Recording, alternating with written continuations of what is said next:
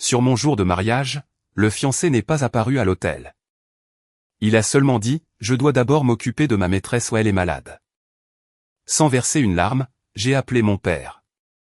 L'arrivée du président a suffi à faire pâlir et paniquer mon ex-fiancé. Ma maîtresse a besoin de moi pour la soigner. Ses soins passent avant tout. Je ne peux pas me rendre à la cérémonie. Débrouille-toi avec le reste. La voix irritée de mon fiancé, Kevin Leblanc, résonna dans mon smartphone, glaçant complètement l'air à l'intérieur de la suite nuptiale. Derrière moi, assise devant le miroir dans ma robe de mariée d'un blanc pur, la maquilleuse Alta et la coordinatrice de mariage resta paralysée, le teint entièrement vidé. Dans seulement quelques dizaines de minutes, les portes de la chapelle devaient s'ouvrir et nous étions censés nous jurer un amour éternel. Ou plutôt, devrais-je dire, nous étions censés le faire. À ce moment-là, il ne comprenait encore rien. Il n'avait aucune idée que de manquer ce mariage aujourd'hui lui coûterait sa fierté fragile, sa future carrière et absolument tout dans sa vie. Il ne connaissait pas non plus la vérité sur moi, la femme qu'il avait toujours méprisée comme une simple fille ordinaire. Hors de la fenêtre de la suite silencieuse, un ciel bleu sans nuages s'étendait sur l'horizon de Manhattan. Dans cet hôtel prestigieux, sous les lustres scintillants suspendus au haut plafond, j'étais censé franchir une nouvelle étape dans ma vie. J'avais consacré d'innombrables heures à cette journée, créant la liste des invités, sélectionnant les cadeaux de mariage, dégustant le menu traiteur et finalisant le plan de table. J'avais géré chaque détail seul entre mes postes de travail. Mon fiancé, Kevin Leblanc, avait souri et dit qu'il était beaucoup trop occupé par son travail, me disant de tout décider comme je voulais parce qu'il faisait confiance à mon goût sans lever le petit doigt pour aider aux préparatifs du mariage. Même ainsi, je me suis bêtement convaincu qu'il était vraiment épuisé par son travail, et j'ai continué les arrangements sans émettre une seule plainte. Notre histoire a commencé il y a 3 ans. Elle a commencé lorsque l'entreprise pour laquelle je travaillais a fait affaire avec son employeur. Kevin était poli avec tout le monde, avait une apparence soignée et était un excellent responsable des ventes. Il m'a demandé en mariage un soir, me disant qu'il était attiré par ma nature modeste et la gentillesse avec laquelle je prenais toujours soin des autres. Et à ce moment-là, j'étais vraiment heureuse. Ce qui m'apportait la plus grande joie était de savoir que j'étais aimée comme une femme ordinaire, ayant caché le fait que j'étais la fille du président de Dubois Holdings, une entreprise massive réputée à travers le pays. Depuis l'enfance, la plupart des gens qui m'approchaient n'étaient intéressés que par le pouvoir de mon père ou la vaste richesse de ma famille. C'est précisément pourquoi j'avais caché mon identité, obtenu un emploi régulier par un recrutement standard, vécu seul dans un modeste appartement et construit une vie indépendante. Je voulais vivre non pas défini par ma lignée ou ma fortune, mais simplement comme Chloé. Par conséquent, je n'avais jamais révélé la vraie nature de mes antécédents familiaux à Kevin ou à ses proches. Je leur avais seulement dit que ma famille gérait un petit et humble atelier de réparation automobile dans une petite ville de la campagne. Je n'aurais jamais imaginé que ce mensonge innocent révélerait leur vraie nature et conduirait à une issue aussi cruelle. Chloé, tu n'as toujours pas fini de te préparer? Avec un coup, la porte de la suite nuptiale s'ouvrit sans hésitation. La personne qui entra était la mère de Kevin, Sophie Leblanc. Drapée dans une robe de soirée trop tape à accent graveleuil et coûteuse, elle me regarda de haut en bas avec un air de dédain. « Bonjour, Madame Leblanc. Merci d'être venue si tôt aujourd'hui. » Quand je me levai et la saluai poliment, elle laissa échapper un grognement méprisant.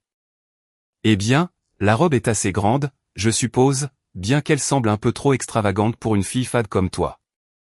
Kevin a dû étirer son portefeuille pour te louer une robe aussi chère, mais mon fils est tout simplement beaucoup trop gentil, acceptant une fille sans position familiale ni classe comme toi. » Ces mots dégoulinaient d'un sens inéquivoque de supériorité et de dédain. En réalité, cette robe était une robe sur mesure entièrement payée de mes économies personnelles. En fait, j'avais couvert la grande majorité des dépenses de mariage moi-même, mais Kevin avait menti à sa mère, affirmant qu'il payait tout. Cependant, ne voulant pas créer de problème en ce jour censé être une célébration, je choisis de ne pas discuter. Je suis vraiment reconnaissante envers Kevin, répondis-je doucement. Sophie hocha la tête avec satisfaction. Oui, tu devrais l'être. Mon Kevin est un cadre supérieur dans une entreprise de premier plan. Pour une fille d'un milieu ouvrier simple comme le tien, l'épouser est tout simplement un miracle. Désormais, tu devras te plier à ses désirs et te consacrer à ses besoins. Ne me réponds jamais non plus. Si tu dérapes ne serait-ce qu'un peu, je te renverrai directement dans ta petite ville. Comprends-tu? Oui, Madame Leblanc. Satisfaite de mon attitude soumise, Sophie quitta la suite nuptiale de bonne humeur. Après la fermeture de la porte, la maquilleuse me regarda avec des yeux compatissants, demandant si ma future belle-mère était toujours aussi stricte. Je souris au miroir, me convainquant que tant que Kevin serait à mes côtés, nous pourrions tout surmonter. Je le croyais sans l'ombre d'un doute. Cependant, la confiance modeste que je nourrissais était sur le point d'être brisée à ses fondations mêmes. Alors que l'heure du début de la cérémonie approchait minute par minute, le marié était introuvable dans sa chambre. Mademoiselle Dubois, je suis vraiment désolé, mais nous ne trouvons Kevin nulle part. La coordinatrice se précipita dans ma chambre avec un visage pâle juste 15 minutes avant la cérémonie. Que voulez-vous dire par Kevin a disparu? Il était dans la pièce d'à côté il y a un instant. Toutes ses affaires ont disparu de son dressing. Son téléphone semble être éteint. Et bien que notre personnel fouille tout l'hôtel, il est introuvable. La voix du membre du personnel tremblait. Je pris précipitamment mon téléphone et composai le numéro de Kevin. La première fois, il sonna plusieurs fois avant de couper. La deuxième et la troisième fois, seul le ton creux résonna. Juste au moment où un lourd silence tomba sur la pièce, tout le monde imaginant le pire scénario possible, mon téléphone vibra soudainement dans ma main. Le nom de Kevin apparut à l'écran. Kevin, où es-tu en ce moment? Il est presque l'heure. Je répondis à l'appel avec désespoir dans la voix, mais la voix qui sortit du haut-parleur était amèrement froide, dénuée de la moindre trace d'excuse. Salut Chloé, je suis désolé mais je ne peux pas venir aujourd'hui. Quoi? Je doutais de mes propres oreilles. Tu ne peux pas venir. Aujourd'hui, c'est notre mariage. De quoi parles-tu? As-tu eu un accident? Es-tu malade? Non, ce n'est pas ça. Alix a eu une forte fièvre la nuit dernière. Elle pleure et dit qu'elle se sent anxieuse sans moi. Alors je dois rester à ses côtés et prendre soin d'elle. Au moment où j'entendis ce nom, mon cœur se figea comme si une main glacée l'avait saisi. Alix Martin était une jeune collègue junior dans le département de Kevin au travail. J'avais déjà vu un message trop intime d'elle sur le téléphone de Kevin. Quand une notification apparut tard dans la nuit disant qu'elle avait hâte de le voir bientôt, je l'ai confronté, mais il a simplement ri, affirmant que c'était juste des conseils de travail et me traitant de trop méfiante. Cela avait été un mensonge complet. Kevin, tu t'occupes d'Alix, réalises-tu ce qu'est aujourd'hui? Tous les invités sont déjà réunis. Mon patron est là. Tes cadres sont là. Et ta mère est là aussi. Alors que je forçais désespérément ces mots à sortir, Kevin laissa échapper un clic de langue agacé. La santé de ma maîtresse passe avant tout.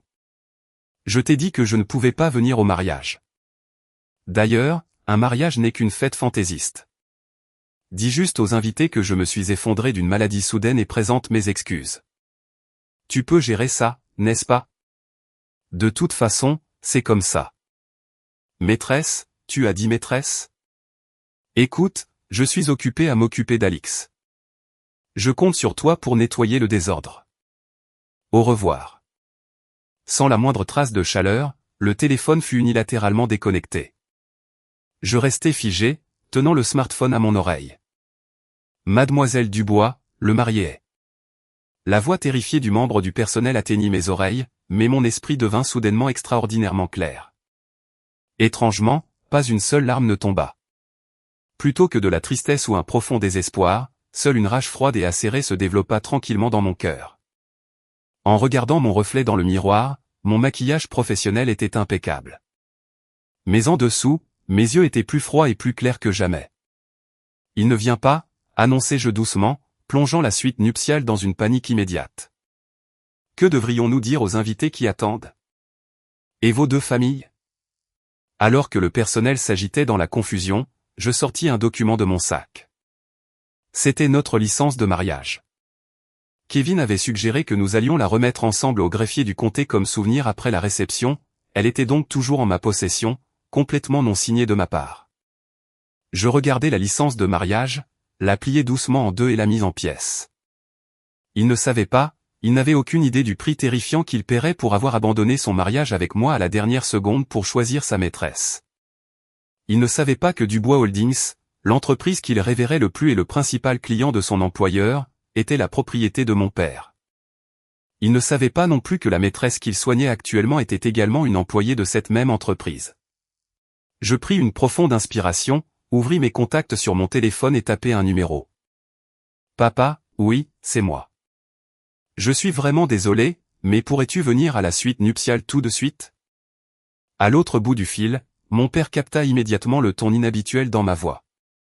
Que s'est-il passé, Chloé? Quelque chose a mal tourné? Oui, il semble que notre tour soit venu. Il s'est enfui, répondis-je calmement. Il ne savait toujours pas que dans quelques minutes, lorsque la porte de cette suite s'ouvrirait, chaque membre de la famille Leblanc pâlirait comme des fantômes en voyant la personne qui entrerait, et il ne réalisait pas non plus que je n'étais pas une femme soumise. Pourquoi diable avais-je été si obéissante envers lui et sa mère jusqu'à présent? En y repensant calmement, tout avait été bizarre. Pourtant, la raison pour laquelle j'avais enduré leurs demandes déraisonnables était entièrement due à mon désir intense d'une famille normale et chaleureuse. L'entreprise familiale, Dubois Holdings, était un conglomérat massif connu dans tout le pays. Depuis l'enfance, l'odeur de l'argent et du pouvoir m'avait constamment entouré. La raison pour laquelle les gens m'approchaient était toujours le nom Dubois et l'immense richesse derrière lui. J'avais vécu ma vie sous une tension constante dans un monde étouffant où je devais toujours discerner si quelqu'un possédait une affection sincère ou un motif calculateur. C'est pourquoi, après avoir obtenu mon diplôme universitaire, j'ai choisi de ne pas entrer dans l'entreprise de mon père. En cachant mon nom et mes antécédents, j'ai pris un poste de débutante dans une entreprise de taille moyenne sans rapport. J'ai loué un petit appartement, géré ma vie uniquement avec mon propre salaire, fait mes courses en profitant des promotions et passé mes week-ends à me promener tranquillement à Central Park. Cette vie quotidienne ordinaire, sans particularité pour quiconque, était un trésor irremplaçable pour moi. C'est lorsque je me suis complètement installé dans cette vie banale que j'ai rencontré Kevin Leblanc. Ne connaissant rien de mes antécédents, il me regardait simplement comme Chloé, une collègue travailleuse, mangeant ensemble dans des restaurants décontractés et se plaignant du travail l'un à l'autre. Ces petits moments de bonheur m'ont peut-être aveuglé. Quand il m'a demandé en mariage, j'ai acquiescé sans hésitation, croyant vraiment qu'avec lui, je pourrais construire la famille chaleureuse et ordinaire que j'avais toujours désirée. Cependant, ce rêve commença tranquillement à se briser le jour où je suis allé rencontrer sa mère, Sophie Leblanc. Alors, tu es Chloé? Tu es plutôt simple, n'est-ce pas? Le jour où j'ai visité la maison Leblanc pour la première fois, Sophie jeta un regard froid sur le coffret cadeau de pâtisserie haut de gamme que j'avais apporté sans même le regarder correctement. Mon Kevin a toujours été un excellent élève et est maintenant un cadre supérieur dans une entreprise prestigieuse. Je m'attendais à ce qu'il épouse une jeune femme raffinée bien plus appropriée pour lui. Mais puisqu'il a insisté, j'ai accepté à contre-cœur de l'approuver. Assure-toi de travailler dur pour ne pas le traîner vers le bas. Ces mots me blessèrent profondément. Je tournai les yeux vers Kevin assis à côté de moi, cherchant son aide, mais il se contenta de rire maladroitement et ne tenta pas de me défendre. Sur le chemin du retour, il me dit, « Chloé, je suis vraiment désolé pour ma mère. Elle peut être un peu dure, mais elle ne veut pas de mal. Elle m'a élevé en tant que mère célibataire, elle est donc naturellement très attachée à moi. Supporte-le un peu pour moi. » D'accord. En entendant ces mots, un léger sentiment de malaise s'alluma au fond de ma poitrine. Pourquoi devais-je endurer des insultes déraisonnables? Pourquoi ne pouvait-il pas dire à sa mère que ces mots étaient inappropriés? Mais à l'époque, parce que je l'aimais, je me suis convaincu que je devais chérir sa famille tout comme lui. Complètement inconsciente que cela ne ferait qu'accroître leurs exigences. La période de préparation après nos fiançailles devint une véritable épreuve. Sophie appelait constamment pour interférer avec les détails du mariage. Kevin invite beaucoup de ses supérieurs d'entreprise, tu dois donc choisir le dîner multiple le plus cher. Les cadeaux de mariage doivent être impressionnants, sinon cela jettera l'opprobre sur le nom de la famille Leblanc, exigeait-elle tout, sans avoir l'intention de contribuer un seul centime. Chaque fois que je consultais Kevin, il balayait toujours la chose et s'enfuyait. Mon projet de travail actuel est à un stade critique, et je suis extrêmement occupé. Si cela coûte de l'argent, avance les fonds pour l'instant, Chloé. Nous avons des économies pour notre future maison, mais je n'ai pas beaucoup de liquidités en ce moment. Tu comprends, n'est-ce pas? Croyant ces paroles, je payais les dépenses de mariage l'une après l'autre de mes économies personnelles, l'acompte du lieu, le prix de la robe, les améliorations du traiteur, le dépôt de garantie pour notre nouvel appartement, et même les achats de meubles et d'appareils électroménagers. Au final, je supportais chaque coup. L'argent précieux que j'avais économisé petit à petit par moi-même sans prendre un sou d'aide de ma famille s'évapora comme de l'eau juste pour satisfaire leur vanité sociale. Je suis même allé aux essayages de ma robe de mariée entièrement seul, réprimant ma solitude. Je me suis tenu devant le miroir, croyant son excuse qu'il était trop occupé par son travail, me disant que cela aussi n'était qu'une épreuve nécessaire pour construire un foyer chaleureux. J'ai continué à répondre avec un sourire aux appels téléphoniques incessants et malveillants de sa mère. Pour Kevin, qui travaillait tard et rentrait épuisé, je visitais notre nouvel appartement pour cuisiner des repas faits maison, nettoyer et faire la lessive, mettant tout mon cœur à rendre sa vie aussi confortable que possible. Cependant, cela s'est produit un soir où j'allais raccrocher le costume que Kevin avait jeté. Un reçu tomba de sa poche sur le sol. Le ramassant et le regardant négligemment, je vis le nom d'une célèbre boutique de créateurs de luxe imprimé dessus. L'article acheté était un bijou pour femme, et le montant était presque identique aux frais d'option de mariage supplémentaires qu'il avait refusé de payer lorsque je lui avais demandé de les couvrir. La date était de seulement 3 jours auparavant. Naturellement, je n'avais reçu aucun cadeau de ce genre. Kevin, ce reçu est-il pour une sorte de célébration? Quand je demandai, son expression paniqua une fraction de seconde avant qu'il ne me prenne le reçu avec colère. Oh, c'est parce qu'une collègue junior au travail se marie et quitte l'entreprise. Tout le monde dans le département a cotisé pour l'acheter, et je suis juste allé l'acheter en leur nom. Tu es en train de fouiller mes poches maintenant? Les hommes détestent les femmes trop méfiantes. Je suis fatigué du travail. Je vais dormir. Assure-toi de préparer un petit déjeuner correct demain matin. Ne disant que cela, il tourna le dos et se glissa dans son lit. À ce moment-là, le nom d'Alix Martin me traversa l'esprit, un nom qui était fréquemment apparu sur l'écran de son téléphone récemment. Il avait affirmé qu'elle n'était qu'une collègue junior, mais je sentis un poids sombre se répandre dans ma poitrine. Ce petit sentiment de malaise d'alors s'était manifesté aujourd'hui de la pire des manières. Il a abandonné notre mariage juste avant la cérémonie et a disparu sous prétexte de soigner sa maîtresse. Tous les sacrifices et la patience que j'avais offerts n'étaient que des exploitations pour leurs désirs égoïstes et leur vanité. La fille naïve qui rêvait d'une famille ordinaire n'était plus là. Je ne pardonnerai jamais à la famille Leblanc de m'avoir traité comme une machine à sous et quelqu'un à mépriser. L'horloge de la suite nuptiale égrenait tranquillement le temps. Il ne restait que 10 minutes avant l'heure prévue de la cérémonie. Du couloir extérieur, un léger murmure de voix commençait à s'amplifier. Mademoiselle Dubois, allez-vous vraiment attendre comme ça? À la voix tremblante du membre du personnel, j'acquiesçai tranquillement. Oui, parce que mon père sera là très bientôt. Au moment où ces mots quittèrent ma bouche, une voix aiguë familière résonna bruyamment du couloir extérieur. Qu'est-ce qui se passe? Que voulez-vous dire par Kevin n'est pas là? Une Sophie Leblanc affolée, menant un groupe de proches, fit irruption dans la suite nuptiale, criant à plein poumon. Ces cris résonnèrent sans pitié dans la pièce silencieuse. Chloé, que veux-tu dire par Kevin a disparu? Cria-t-elle, le visage rouge de rage, ses épaules se soulevant et s'abaissant lourdement sous sa luxueuse robe de cérémonie. Ses yeux me fixèrent avec une pure haine. Que le marié disparaisse juste avant la cérémonie est complètement inouï. Que as-tu fait à mon fils? Je me levai tranquillement et affrontai son regard. Je n'ai rien fait. Kevin a abandonné cette cérémonie de son plein gré. N'importe quoi. Mon Kevin ne ferait jamais quelque chose d'aussi irresponsable. Sophie hurla, rejetant mes mots d'emblée. Tu as évidemment dit quelque chose pour l'offenser. Mon fils est un cadre supérieur qui est occupé et épuisé par son travail. Vivre avec une fille impolie comme toi. Il n'est pas étonnant qu'il ait voulu s'enfuir. Madame Leblanc, Kevin n'est pas épuisé par le travail. Il me l'a clairement dit lui-même de sa propre bouche. Réprimant froidement les émotions qui montaient en moi, je transmettais les faits d'un ton plat. Il a dit que la santé de sa maîtresse passait avant tout, alors il ne pouvait pas venir au mariage aujourd'hui. Au moment où ces mots furent prononcés, le teint de Sophie s'éteignit complètement. Les proches de Leblanc se tenant derrière elle échangèrent des regards choqués, incapables de croire ce qu'ils entendaient. L'air de la pièce se figea instantanément, tombant dans un silence angoissant. Cependant, le sang-froid de Sophie ne se brisa qu'une brève seconde.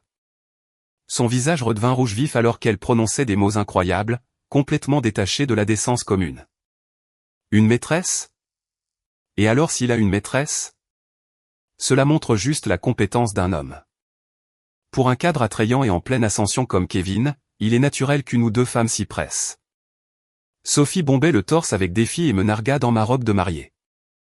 En premier lieu, il a dû partir parce que tu manques de charme en tant que femme.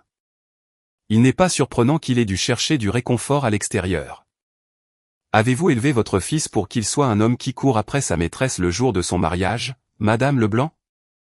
Lorsque je ripostai de manière réflexe, son expression devint encore plus méchante. Qu'est-ce que tu as dit? Comment oses-tu parler à ton aîné comme ça? Tremblant de rage, Sophie fit un pas en avant comme si elle allait me saisir. Le personnel se précipita pour s'interposer entre nous, mais je levai la main pour les arrêter et ne rompis jamais le contact visuel avec elle. En observant sa rage devant mes yeux, je réfléchis calmement aux derniers mois qui avaient mené à ce point. En y repensant, leur froideur et leur égoïsme n'avaient rien de nouveau. Petits mensonges, secrets anormaux et une attitude manifeste de me mépriser avaient été dispersés comme du poison dans nos vies quotidiennes. Même pendant les préparatifs du mariage, le comportement irresponsable de Kevin était insupportable.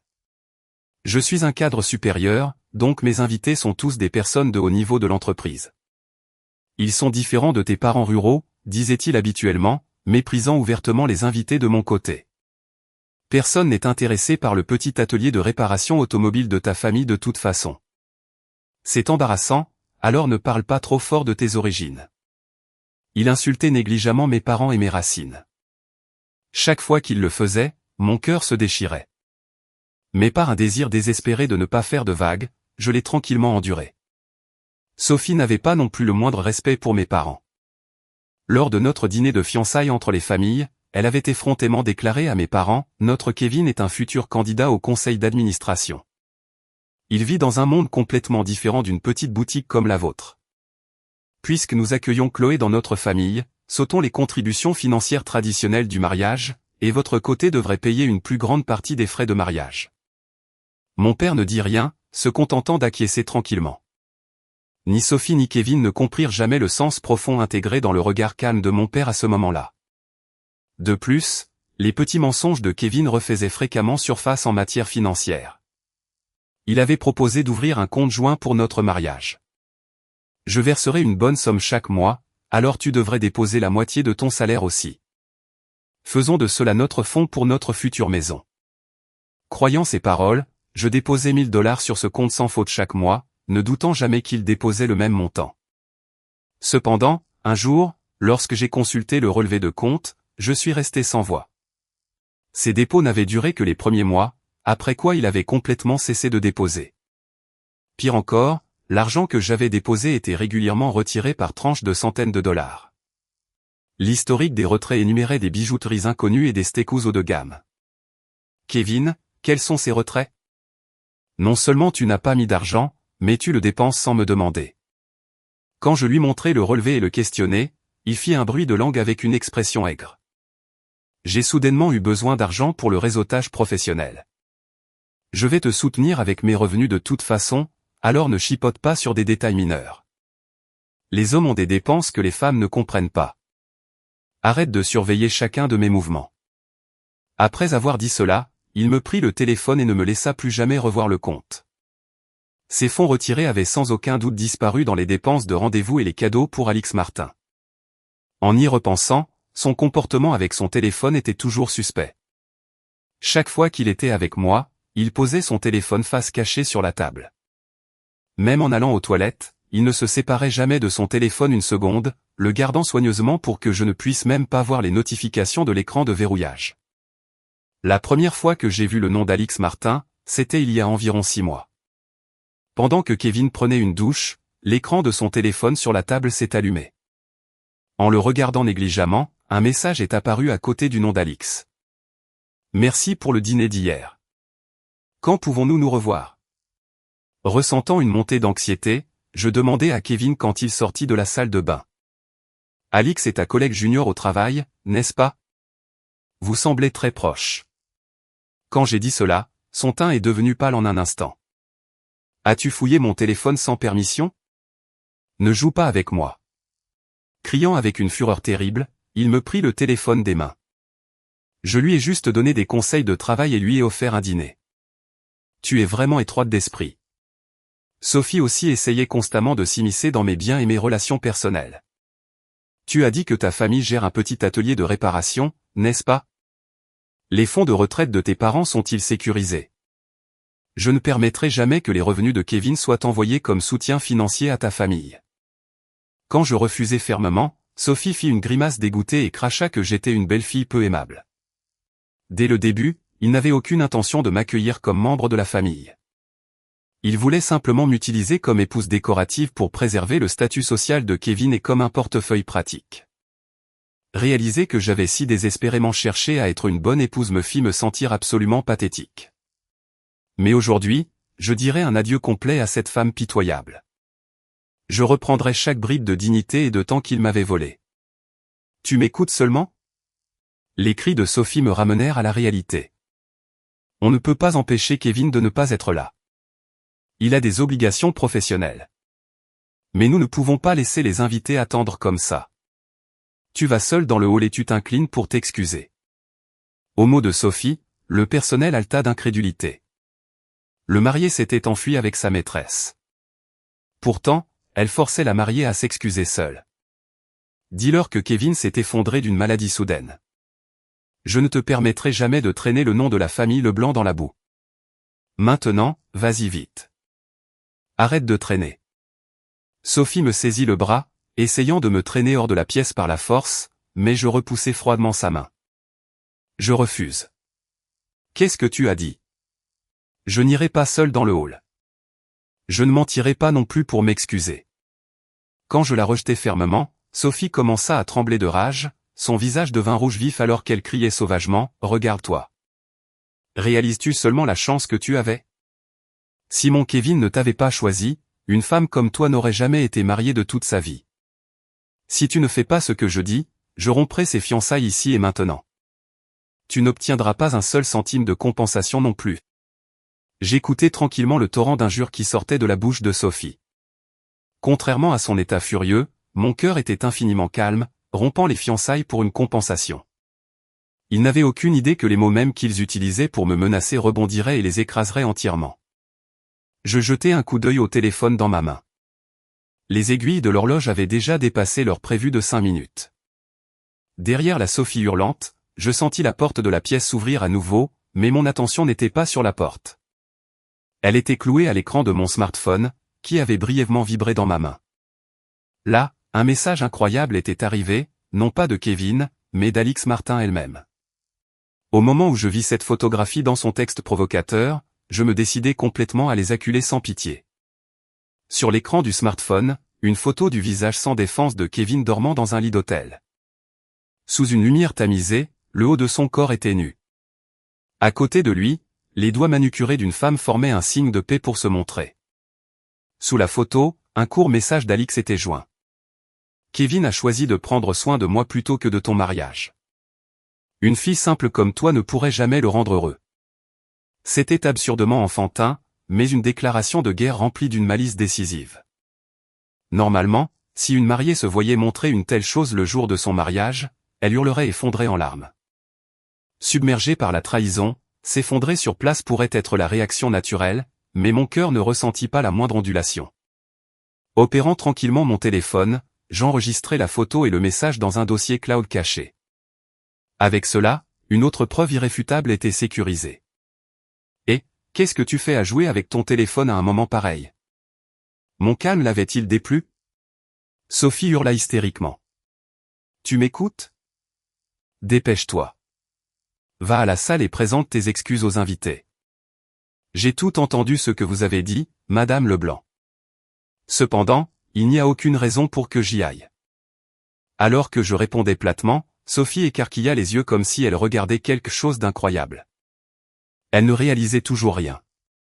Elle n'avait aucune idée de la façon dont j'avais passé le mois dernier à enquêter sur leur trahison et à recueillir tranquillement des preuves. La fissure invisible entre Kevin et moi avait commencé quelques jours après avoir découvert ses dépenses de compte joint. En organisant des cartons pour notre nouvelle maison, j'ai trouvé un morceau de papier froissé jeté au fond d'une poubelle. C'était un document sinistre, un relevé de prêt personnel d'un prêteur à taux d'intérêt élevé. Là, clairement imprimé sous le nom de Kevin, se trouvait une dette impayée de 30 000 $. Pourquoi un homme qui se disait cadre supérieur dans une entreprise de premier plan avait-il une dette aussi lourde? Réprimant le tremblement de mes mains, je pris une photo du document avec l'appareil photo de mon téléphone.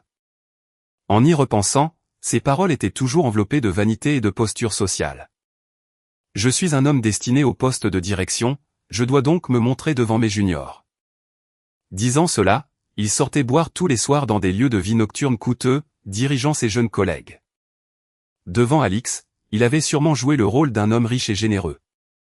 Mais lorsque les fonds pour soutenir sa bravade se sont épuisés, il s'est finalement tourné vers des prêts personnels à taux d'intérêt élevés.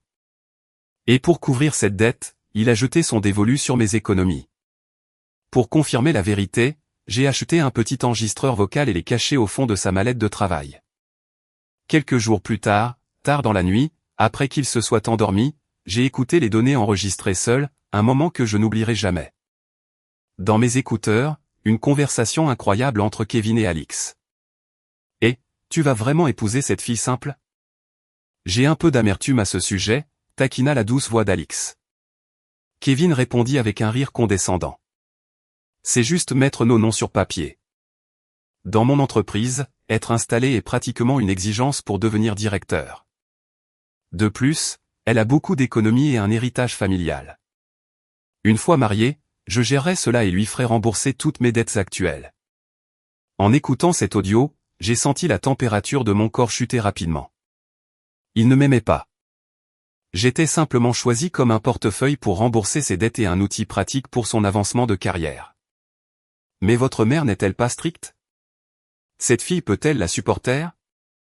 À la question d'Alix, les mots cruels de Kevin suivirent. Elle n'a qu'à devenir la femme de ménage gratuite de ma mère.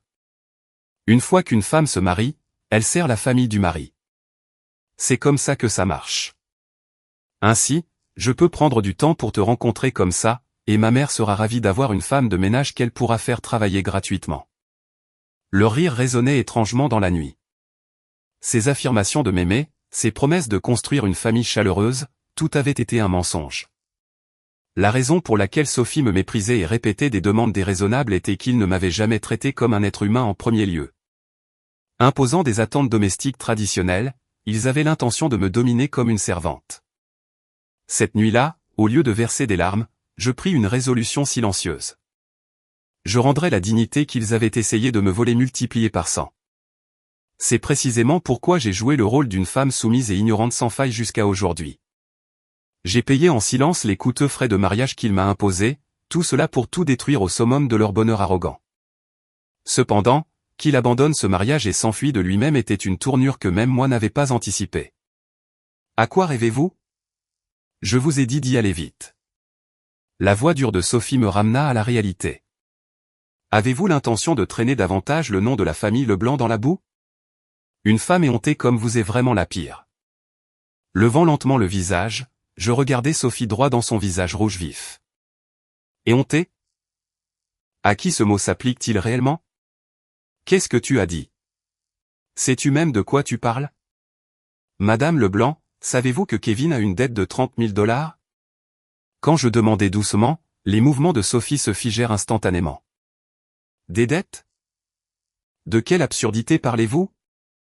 Mon fils n'aurait jamais une chose pareille. Sophie essaya d'en rire, mais sa voix trembla légèrement. Je ne dis rien de plus, me contentant de lui jeter un regard glacial, révélant toutes les preuves ici serait bien trop un gâchis. L'endroit où ils affronteraient l'humiliation et le désespoir ultime n'était pas cette petite suite. Juste à ce moment-là, un léger coup retentit à la porte de la suite. Excusez-moi, mademoiselle Dubois, madame Leblanc, puis-je avoir un moment? Le directeur général de l'hôtel, le visage pâle comme du papier, ouvrit la porte avec des mains tremblantes. En fait, les cadres de Dubois Holdings qui assistent au bal ont exprimé leur désir de saluer le marié.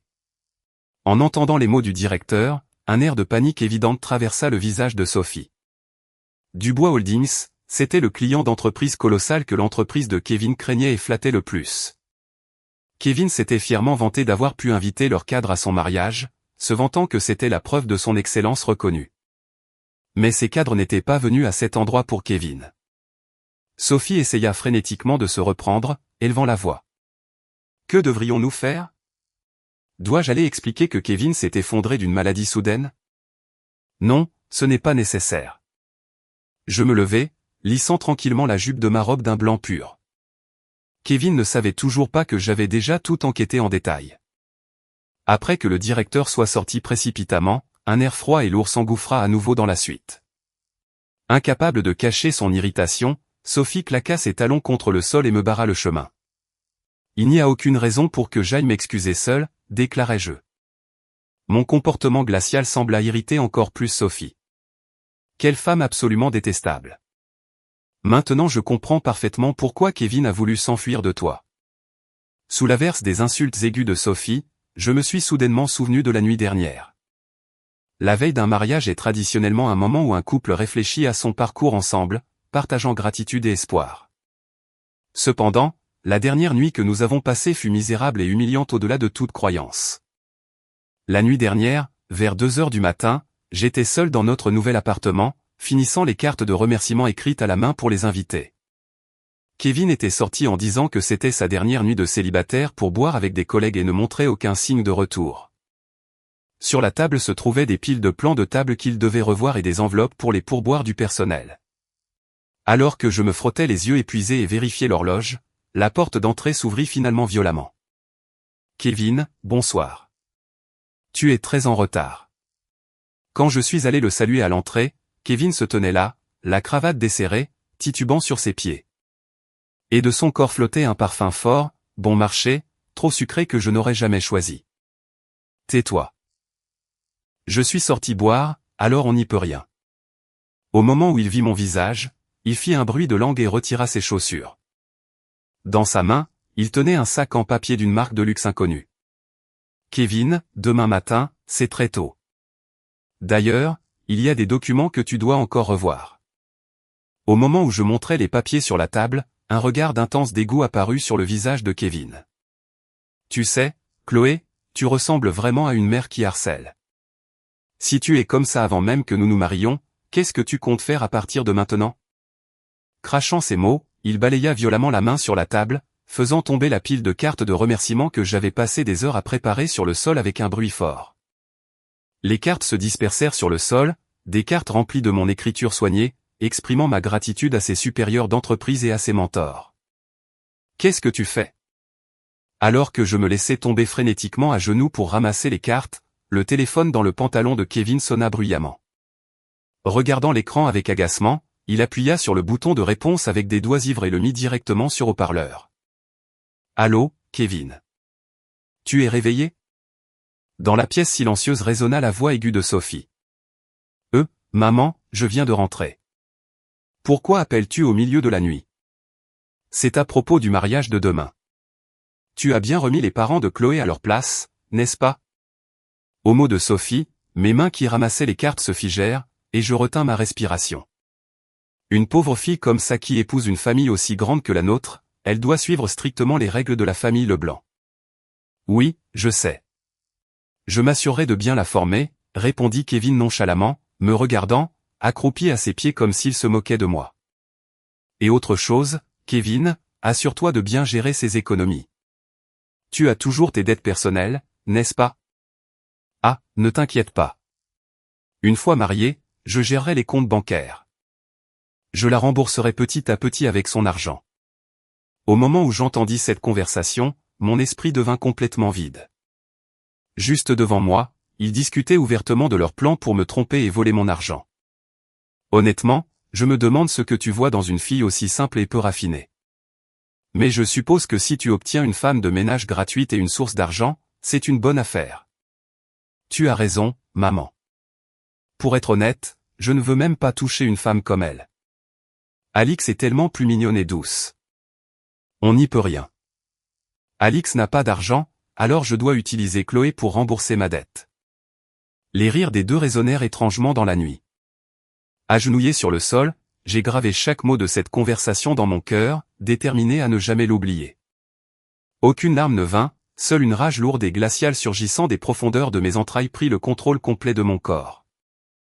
Les 3 années de rencontre, l'affection que je lui avais prodiguée, le temps passé et l'argent préparé pour le mariage, tout cela n'était pour eux qu'un objet d'exploitation. Raccrochant le téléphone, Kevin me regarda, assise par terre et renifla, « Et, tu as entendu ça? Tu vas être ma femme. Donner de l'argent pour moi et servir ma mère, c'est ton travail. Si tu n'aimes pas ça, tu peux partir tout de suite. Bien que je doute qu'un homme autre que moi ne veuille jamais d'une femme comme toi. » Crachant cela, il disparut dans la chambre. Laissé seul dans le salon, je me levai tranquillement. Puis je ramassai toutes les cartes éparpillées sur le sol et les jetai à la poubelle. Je n'avais plus besoin de me fatiguer le cœur pour cet homme. « Tu m'écoutes seulement ?» Les cris de Sophie me ramenèrent de mes souvenirs à la réalité. L'horloge de la suite avait déjà dépassé l'heure prévue de 10 minutes. Ne reste pas là à rêvasser.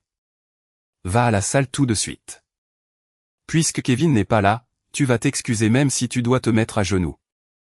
Sophie tendit violemment le bras pour me saisir à nouveau, mais je reculai, esquivant froidement sa main. Madame Leblanc, je n'ai pas besoin de m'excuser. D'ailleurs, ceux qui auront des problèmes si nous quittons cette pièce tout de suite, c'est vous, pas moi. Qu'est-ce que tu as dit? Alors que Sophie devenait rouge vif et essayait de crier, cela arriva. 2 légers coups retentirent à la lourde porte de la suite. Kevin est revenu. Le visage de Sophie s'éclaira instantanément, et elle se précipita vers la porte. Quel garçon difficile il est, à faire attendre les invités.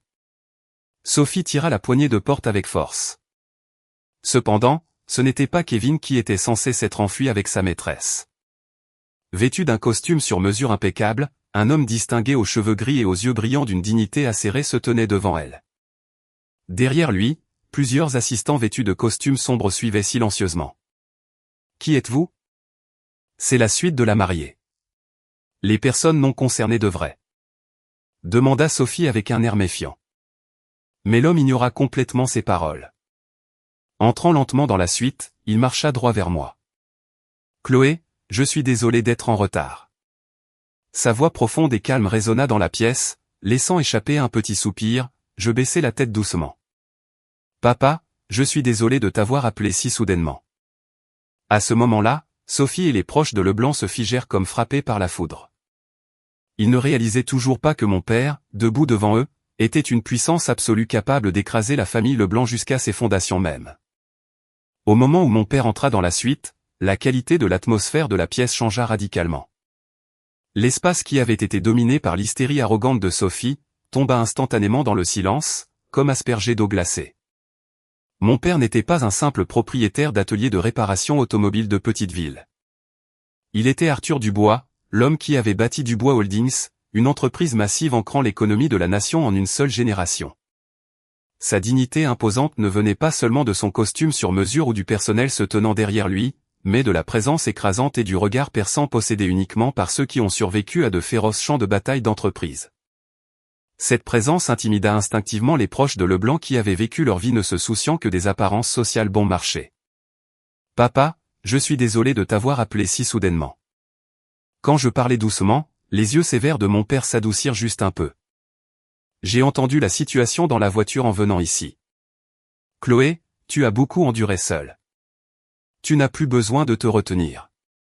Laisse-moi le reste. » En entendant sa voix grave et stable, je sentis la corde serrée au fond de ma poitrine se desserrer légèrement. Pendant les 3 dernières années, j'avais caché mes antécédents, servant la famille Leblanc comme une fille ordinaire, endurant des exigences déraisonnables et acceptant leur condescendance. Mais il n'y avait plus besoin de cela. « Et, vous êtes le père de Chloé ?» Rompant le silence, Sophie retrouva finalement ses sens. Ignorant l'aura écrasante que mon père irradiait, elle s'avança, essayant désespérément de jouer les durs. Vous êtes habillé de façon assez grandiose, même en amenant un entourage. Mais peu importe à quel point vous essayez de faire le grand en louant un costume cher, vous ne pouvez pas me tromper. Le personnel de mon père fronça les sourcils d'incrédulité devant les insultes complètement mal avisées de Sophie. Mais mon père ne changea pas d'expression, se contentant de lui jeter un seul regard, un regard froid et indifférent, comme s'il regardait un caillou au bord de la route. Ce regard provoqua l'ego de Sophie encore plus intensément. Vous m'ignorez? Ne me méprisez pas. Votre fille a mis mon Kevin en colère, le faisant manquer la cérémonie, cria Sophie à plein poumon, son visage rouge vif. Kevin est un cadre supérieur dans une entreprise de premier plan.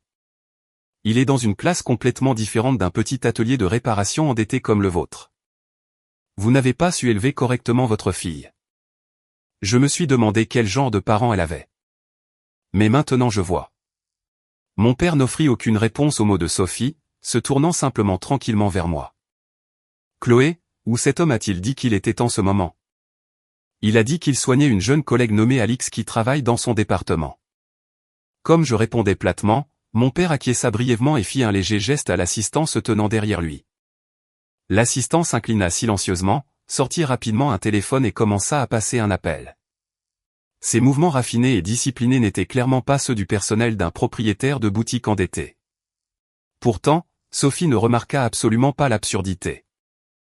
Son esprit était solidifié dans un sens déformé de supériorité selon lequel ils étaient supérieurs et que Kevin tenait le haut du pavé.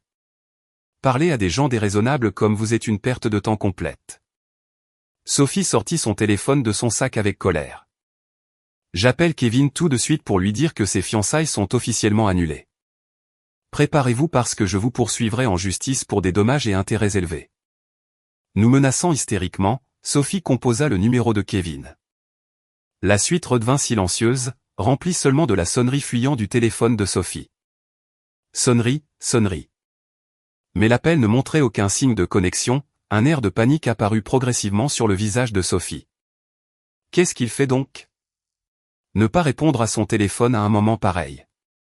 Sophie raccrocha une fois et appuya de nouveau sur le bouton d'appel.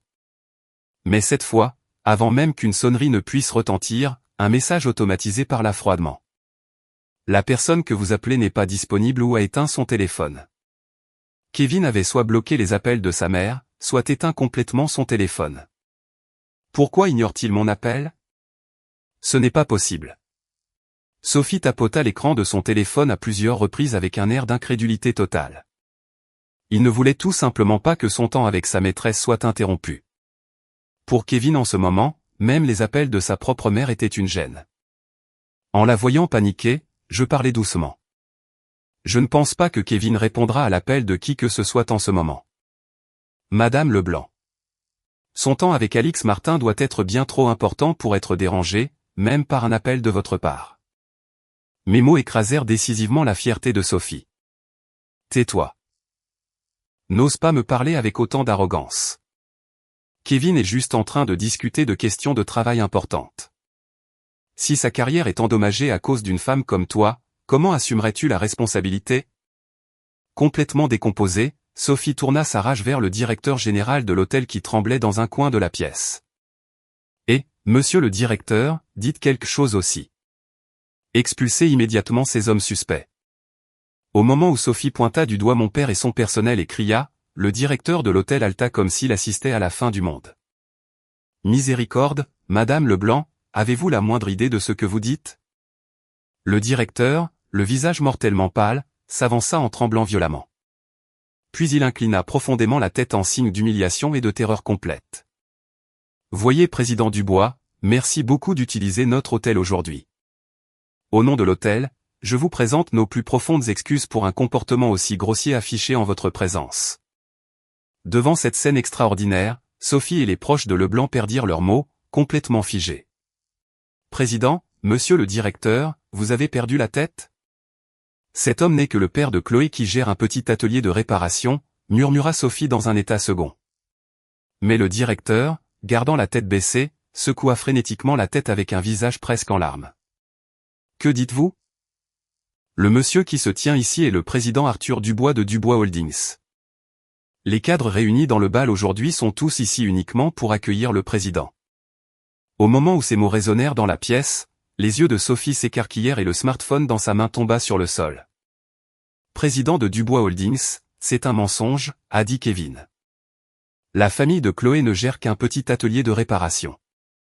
À la voix tremblante de Sophie, je répondis froidement mais clairement. Oui, ma famille a commencé avec un petit atelier de réparation automobile à la génération de mon grand-père. C'est-à-dire, mais mon père l'a transformé en un conglomérat d'entreprises nationales de son vivant. Je ne vous ai jamais menti une seule fois. Au moment où je révélais la vérité, je vis le sang se vider des visages de tous les proches de Leblanc simultanément. Ils commençaient enfin à comprendre. La femme qu'ils avaient méprisée, commandée et brutalement abandonnée aujourd'hui, était la fille du dirigeant absolu de l'entreprise même pour laquelle Kevin travaillait. Cela ne peut pas être. Kevin n'en a jamais dit un mot. Si c'était vrai, pourquoi ne l'avez-vous pas dit depuis le début? Si vous l'aviez fait, je vous aurais traité avec beaucoup plus de respect. À l'horrible excuse de Sophie, mon père ouvrit la bouche pour la première fois. Chloé a caché ses antécédents afin de pouvoir vivre de ses propres forces. Mais des gens vils comme vous n'ont pas le droit de blesser ma fille.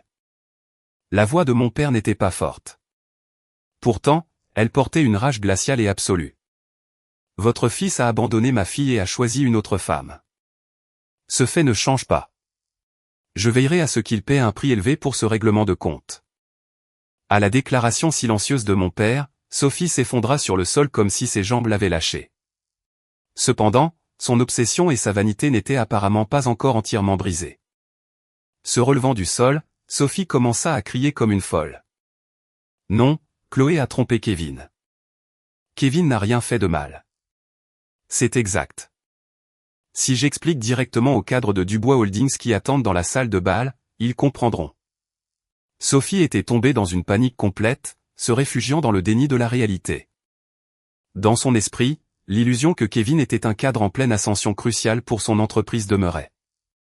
Kevin est un futur candidat au conseil d'administration. Si j'explique les circonstances, les cadres se rangeront certainement du côté de Kevin. Hurlant avec les yeux injectés de sang, Sophie chargea vers la porte de la suite. Madame Leblanc, vous feriez mieux de vous arrêter. Sortir maintenant ne vous apportera que de la honte, criai-je doucement. Mais plus rien n'atteignit ses oreilles. Tais-toi. Qui croirait une menteuse comme toi? Je prouverai l'innocence de Kevin. Sophie ouvrit violemment la porte de la suite et se précipita dans le long couloir menant à la grande salle de bal. Sa silhouette en retraite était aussi pitoyable qu'un papillon de nuit volant vers une flamme.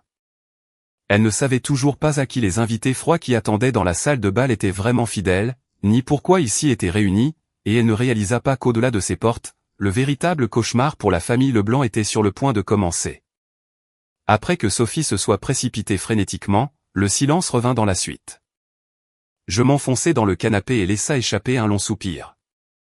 Laissez-la faire. Même si une femme comme ça fait une scène, mes cadres ne sourcilleront pas, dit mon père froidement, assis à côté de moi avec inquiétude. Chloé, je t'ai fait subir beaucoup. Si j'avais vu la vraie nature de cet homme plus tôt. Un rare regard de regret apparut sur le visage sévère de mon père. Non, papa, tu n'es pas à blâmer. C'est le chemin que j'ai choisi. Je voulais juste rêver un peu.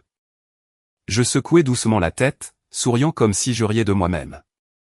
Je pensais pouvoir construire une famille ordinaire et atteindre un bonheur ordinaire. Mais j'étais naïve.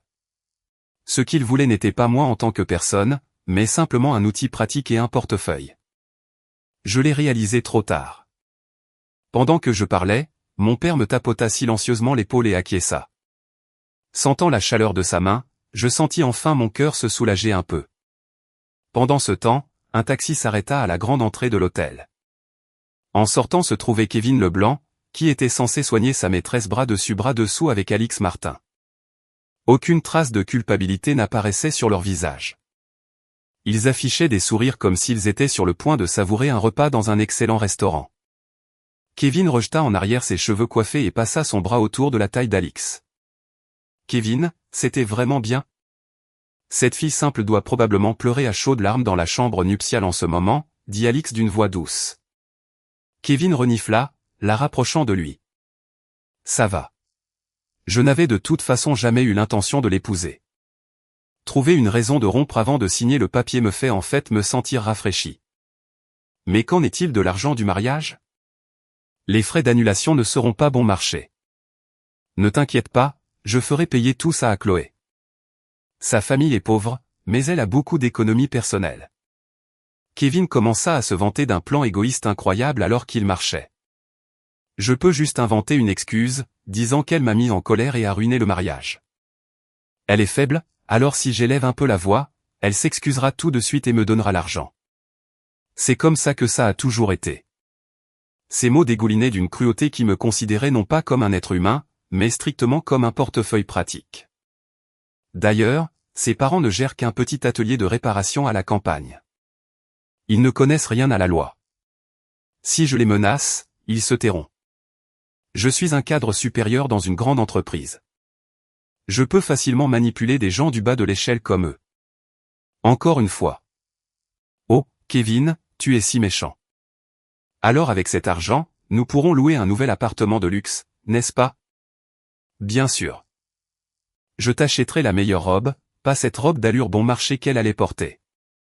Les deux éclatèrent de rire ensemble, traversant le tapis moelleux du hall. Dans leurs esprits n'existait que l'illusion qu'ils étaient les ultimes vainqueurs. Le motif caché de Kevin ne se limitait pas à voler mes biens. Il avait élaboré des plans terrifiants, même concernant sa propre mère, Sophie. En parlant de ça, Kevin, et ta mère? Je refuse absolument de vivre avec elle. Alix fit la moue. Kevin agita la main avec agacement. Détends-toi. Je n'ai pas non plus l'intention de vivre avec une mère harcelante comme elle. À l'origine, je prévoyais de lui refiler tous ses soins à Chloé pendant que je profitais de ma liberté à l'extérieur, mais les plans ont changé. Je vais juste mettre maman dans une maison de retraite bon marché. Si je gère sa pension et ses économies tout en maintenant les frais d'établissement au minimum, cela deviendra de l'argent de poche supplémentaire pour nous. Pour lui, la famille n'était rien de plus qu'un outil pour satisfaire ses désirs et se montrer. Il se moquait même de sa mère dans son cœur parce qu'elle croyait qu'il était un cadre en pleine ascension et qu'elle en était fière. Maman est aussi tenace, elle croit que je suis sur la bonne voie pour les postes de direction. Eh bien, je ne fais que dire des mensonges appropriés pour la garder de bonne humeur. C'est vraiment une femme stupide.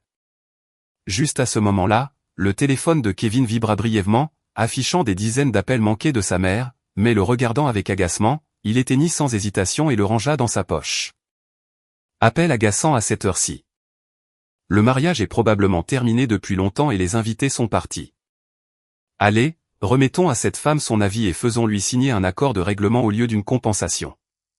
Kevin et Alix marchèrent légèrement dans le couloir vers la suite nuptiale où je les attendais. Ils croyaient fermement que le scénario absurde qu'il avait construit fonctionnerait parfaitement. Arrivé devant la suite, Kevin ouvrit violemment la poignée de porte sans frapper. « Et, Chloé, combien de temps vas-tu rester là à pleurer ?» La voix moqueuse de Kevin s'arrêta brusquement en voyant la scène à l'intérieur de la pièce. Il n'y avait pas de mariée en pleurs. Au lieu de cela, vêtue de ma robe de mariée d'un blanc pur, j'étais assise tranquillement sur le canapé, le fixant droit dans les yeux, et à côté de moi, un vieil homme inconnu rayonnant d'une dignité écrasante, les bras tranquillement croisés. Une tension extraordinaire régnait dans la pièce, faisant involontairement retenir son souffle à Kevin. « Et, qui diable est ce vieil homme ? C'est un de tes parents ou quelque chose comme ça ?» Bien que Kevin ait tressailli une seconde, il retrouva rapidement son attitude arrogante et me jeta un morceau de papier. Sur la table tomba une feuille ridicule intitulée « Demande d'indemnisation pour rupture d'engagement ». « Écoute-moi, Chloé, parce que tu as ruiné mon humeur. Ce mariage est annulé. Signe ça et transfère $30 000 sur mon compte. Si tu fais ça, je te pardonnerai sans que les choses ne dégénèrent. » Kevin bombait le torse fièrement tandis qu'Alix, à ses côtés, affichait un sourire triomphant. Il ne savait toujours pas que le papier qu'il avait jeté serait le signal de la fin de sa vie. Regardant tranquillement le mince papier sur la table, je demandai sans émotion. $30 000. Je me demande comment vous avez calculé ce montant. Kevin renifla et me regarda de haut en bas, les bras croisés. C'est une compensation appropriée pour le stress émotionnel que j'ai subi à cause de l'annulation de mon mariage. Tu as toujours été froide et irréfléchie envers moi, ce qui m'a fait perdre l'envie d'assister au mariage. Il parlait avec audace comme s'il était la victime tragique. À côté de lui, Alix laissa échapper un rire malicieux. D'ailleurs, contrairement à toi, je suis un cadre supérieur dans une entreprise de premier plan. J'avais l'intention d'épouser la fille d'un propriétaire d'un petit atelier de réparation, et maintenant ma brillante carrière est ternie. Même $30 000 sont bon marché. Sois reconnaissante et transfère-les rapidement. En entendant les mots de Kevin, je me sentis absolument consterné du fond du cœur. Mettant de côté sa propre liaison et son abandon de la cérémonie, il essayait de me faire porter toute la responsabilité. Réaliser que c'était la vraie nature de l'homme auquel j'avais consacré 3 ans. Le vide l'emportait sur la tristesse. Vous avez l'intention d'utiliser ces 30 000 $ pour rembourser votre dette de prêt personnel, n'est-ce pas? Comme je le fis remarquer doucement, l'assurance facile disparut du visage de Kevin pendant une fraction de seconde. Le solde de votre prêt personnel à taux d'intérêt élevé était exactement de 30 000 $, n'est-ce pas? Vous avez accumulé cette dette en emmenant vos subordonnés boire tous les soirs juste pour vous montrer. Quand je présentai les faits, les yeux de Kevin s'agitèrent paniqués, mais il devint rapidement rouge vif et me cria en retour, « Tu as fouillé ma chambre? Quelle femme vile !» D'ailleurs, il est naturel pour un homme de dépenser de l'argent pour le travail, le réseautage comme un futur investissement. Tu allais être ma femme, donc assumer la dette de ton mari et du bon sens. Sa logique était absolument égoïste et incohérente, affirmant que je devais payer sa dette parce que j'allais être sa femme, tout en exigeant simultanément une compensation pour avoir rompu les fiançailles. Kevin, tu ne penses vraiment qu'à ce qui t'arrange, n'est-ce pas? Si je paie cet argent, comptes-tu me pardonner et commencer une nouvelle vie avec Alix? Quand je demandai en retour, Alix s'avança triomphalement. Bien sûr, Kevin mérite une jeune et jolie femme comme moi. Une femme simple comme toi devrait juste payer les 30 000 $ et retourner à ton petit atelier de réparation. Elle me regarda de haut en bas dans ma robe de mariée et renifla. Cette robe n'est probablement qu'une location bon marché de toute façon. Comme c'est pathétique. Si c'était moi, Kevin m'achèterait une robe d'un grand designer. N'est-ce pas, Kevin? Alors qu'Alix s'accrochait à son bras avec affection, Kevin acquiesça avec satisfaction. Oui, je te donnerai le meilleur mariage.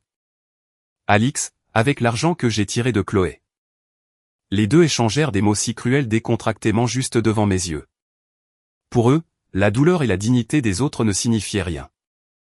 Ils ne se souciaient que de satisfaire leurs désirs et de se montrer. J'observais leurs figures hideuses avec des yeux froids, comme si je regardais des événements dans un monde lointain. Juste à ce moment-là, mon père, qui était resté silencieux à mes côtés, parla doucement. « Vous avez une grande gueule, n'est-ce pas ?» Sa voix profonde et résonnante résonna dans la suite. Kevin fronça les sourcils de déplaisir, tournant son visage vers mon père pour la première fois. « Qu'est-ce qu'il y a, vieil homme ? Tu as été assis là en silence. Tu es un parent de Chloé ? Merci d'être venu de si loin de la campagne, mais mêle-toi de tes affaires, dit Kevin en regardant complètement mon père comme un pauvre parent rural. Je suis un cadre supérieur vivant dans un monde complètement différent des petites gens comme vous. Mon père resta entièrement impassible face à l'impolitesse de Kevin, gardant son regard perçant fixé sur lui. Un monde différent. C'est peut-être vrai. Nous vivons certainement dans un monde différent d'une personne vile qui refuse de reconnaître ses propres fautes et grouille autour de l'argent des autres. Au mot glacial de mon père, le sang monta à la tête de Kevin. Qu'est-ce que tu as dit? Qui diable penses-tu que je suis? Je suis un futur candidat au conseil d'administration d'un client principal de Dubois Holdings. Si je dis le mot, je peux écraser ton petit atelier de réparation en un instant. La silhouette hurlante de Kevin était ridiculement pathétique. Il n'avait aucune idée que l'homme assis juste devant lui était le dirigeant se tenant au sommet de Dubois Holdings, le nom qu'il utilisait pour se vanter. Réprimant un rire froid, je regardai Kevin. Kevin, tu ne comprends vraiment rien, n'est-ce pas? Qu'est-ce que je ne comprends pas? Ne cherche pas d'excuses. Kevin pointa un doigt accusateur vers la feuille de demande sur la table. Arrête de radoter et signe ça. Si tu ne le fais pas, j'ai mes propres moyens. Tirant son téléphone de sa poche, Kevin le pointa vers moi de manière menaçante. Je dirai à toute ton entreprise que tu es devenue folle et as ruiné le mariage. Je ferai même en sorte que des gens harcèlent tes parents à l'atelier de réparation. Des menaces enfantines et mesquines sortirent de sa bouche. Mais je n'avais pas la moindre peur. Dis à toute mon entreprise. Je me demande s'il n'est pas déjà trop tard pour cela. Quand je parlais doucement, Kevin fronça les sourcils d'irritation. Que veux-tu dire par là? Tes supérieurs hiérarchiques, ta mère et les invités savent déjà tout ce que je cachais et l'énorme erreur que tu as commise aujourd'hui. Incapable de saisir mon sens, Kevin fit un bruit de langue frustré. Arrête d'essayer de me confondre avec des absurdités. Mes supérieurs se rangeront évidemment de mon côté. Il croyait toujours fermement à la fausse image de l'employé d'élite qu'il avait construite. Kevin, j'ai entendu dire que tu avais l'intention de me confier les soins de ta mère. Je changeai de sujet, faisant tressaillir Kevin. Mettre ta mère dans une maison de retraite bon marché pour voler sa pension et prendre mes économies pour vivre dans un nouvel appartement avec Alix. Comment diable sais-tu ça? Un air de panique clair apparut finalement sur le visage de Kevin. Fouillant dans mon sac, je sortis un petit appareil noir et le posai sur la table, un enregistreur vocal compact. Les plans que vous avez discutés au téléphone avec Alix tard dans la nuit, j'ai enregistré chaque mot. Alors que je déclarais froidement, Kevin et Alix se regardèrent, pâlissant. Tu as caché un appareil d'enregistrement dans ma chambre. C'est un crime. Kevin tendit frénétiquement la main vers l'enregistreur vocal, mais mon père l'arrêta d'un regard froid. Ne le touche pas. C'est une preuve cruciale. Intimidé par la voix profonde et autoritaire de mon père, Kevin retira sa main. Preuve? Ne joue pas avec moi. Une chose comme ça, je peux facilement la couvrir si je m'y mets sérieusement. Kevin essaya désespérément de faire le dur, mais sa voix tremblait distinctement. Il ne parvenait toujours pas à saisir sa situation désespérée. Cet enregistrement n'était pas seulement la preuve d'une liaison. C'était une arme décisive prouvant à quel point il était égoïste et cruel. N'hésitez pas à essayer de le couvrir si vous le pouvez. Je me levai tranquillement, regardant Kevin droit dans les yeux. Mais avant cela, laissez-moi vous dire une chose. Votre mère est sortie de cette pièce plus tôt. Où diable est allée maman? Dans la grande salle de bal, disant qu'elle prouverait ton innocence. Cette folle se mêle de tout. Kevin fit un bruit de langue, se tournant frénétiquement vers la porte. Mais au moment où sa main toucha la poignée, la porte s'ouvrit lentement de l'extérieur. Là se tenait le directeur de l'hôtel, le visage mortellement pâle et trempé de sueur froide, suivi silencieusement par un homme en costume impeccable. « Excusez-moi, président Dubois. Merci d'avoir attendu. » L'homme inconnu s'inclina poliment et entra dans la pièce, tenant un épais dossier relié en cuir. « Qui êtes-vous? » Dégagez de mon chemin. Kevin tenta de repousser l'homme avec colère, mais l'homme ne bougea pas d'un pouce. Ignorant complètement Kevin, il s'approcha de la table et posa doucement un document. Comme demandé, tous les rapports d'enquête et les procédures légales concernant Monsieur Kevin Leblanc sont préparés. Sur le revers de la veste de l'homme, un badge de conseil juridique d'un grand cabinet d'avocats brillait d'un éclat terne. Kevin ne savait toujours pas que j'avais déjà tout enquêté. L'épais dossier en cuir posé sur le bureau écrasa la mince feuille de demande de Kevin avec un bruit sourd. Kevin tressaillit, mais fit rapidement une grimace moqueuse. « Qu'est-ce que c'est? Tu as engagé un avocat avec tes misérables économies? Penses-tu qu'un bluff aussi bon marché fonctionnera juste parce que tu ne veux pas payer d'indemnisation ?» Au mot de Kevin, Alix rit moqueusement à ses côtés. Il ne réalisait toujours pas que l'homme en costume debout devant eux n'était pas un avocat de quartier ordinaire. « Enchanté, Monsieur Kevin Leblanc. »« Je suis maître Duval, » dit l'avocat, conservant une expression complètement neutre en présentant sa carte de visite. « J'exerce en tant que conseiller juridique principal pour Dubois Holdings. Je suis ici aujourd'hui en tant que représentant légal du président Dubois. » Au moment où ces mots furent prononcés, le sourire disparut instantanément du visage de Kevin. En tant que conseiller juridique principal de Dubois Holdings, Kevin cligna des yeux d'incrédulité totale, regardant la carte et le visage de l'avocat. C'est un mensonge. Pourquoi un avocat d'une énorme corporation, notre client principal, serait-il ici pour quelqu'un comme Chloé? Vous avez cherché dans mon entreprise et engagé un faux avocat pour qu'il se fasse passer pour eux? Cria Kevin, le visage rouge alors qu'il tentait frénétiquement de nier la réalité. Pour lui, Chloé devait rester la fille d'un simple propriétaire d'atelier de réparation. Si elle ne l'était pas, le sentiment de supériorité qu'il avait construit s'effondrerait complètement. Vous pouvez facilement vérifier mon identité en appelant le service juridique de votre entreprise, dit calmement Maître Duval, ouvrant l'épais dossier. Maintenant, examinons le contenu du rapport d'enquête. Premièrement, concernant vos responsabilités personnelles.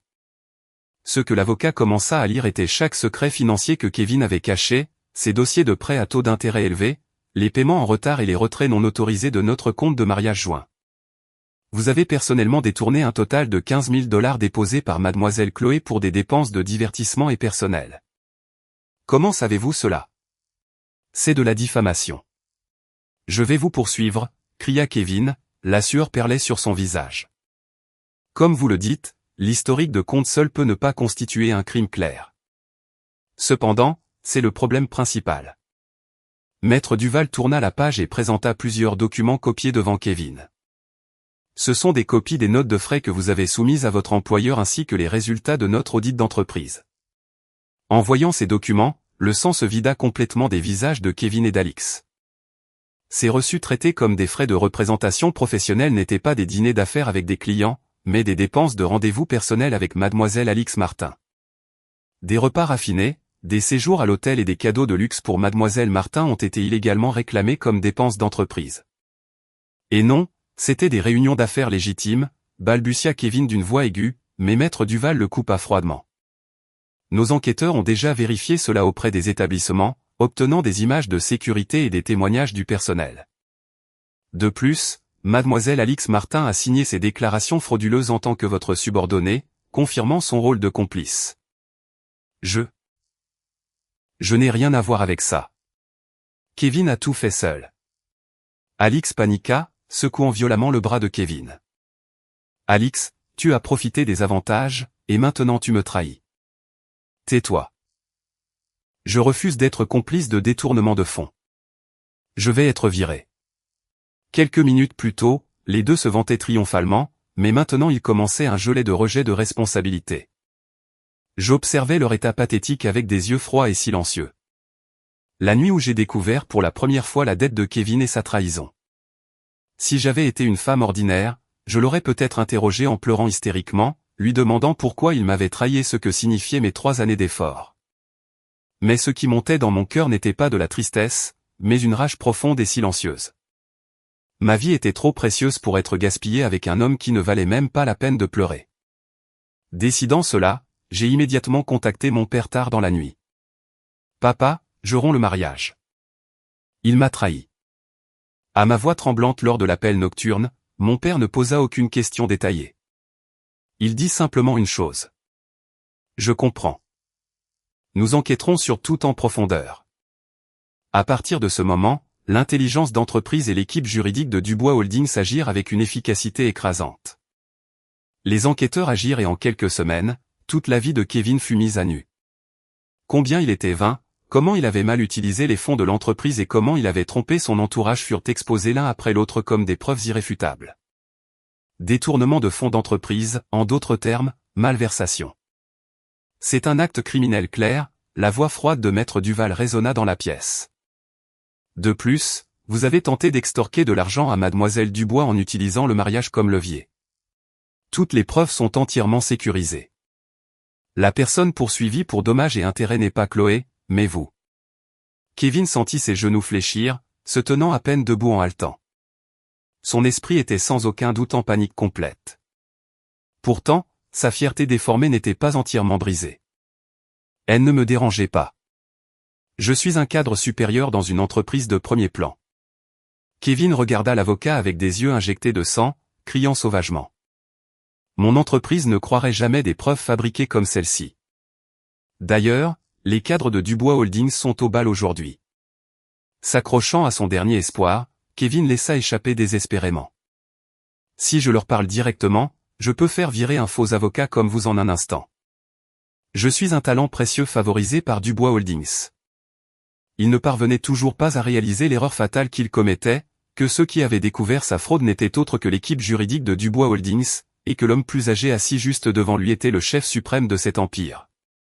Un talent précieux, mon père, qui était resté silencieux, murmura d'une voix grave et formidable. Il se leva lentement du canapé et s'approcha de Kevin. Face à cette pression écrasante, Kevin recula instinctivement.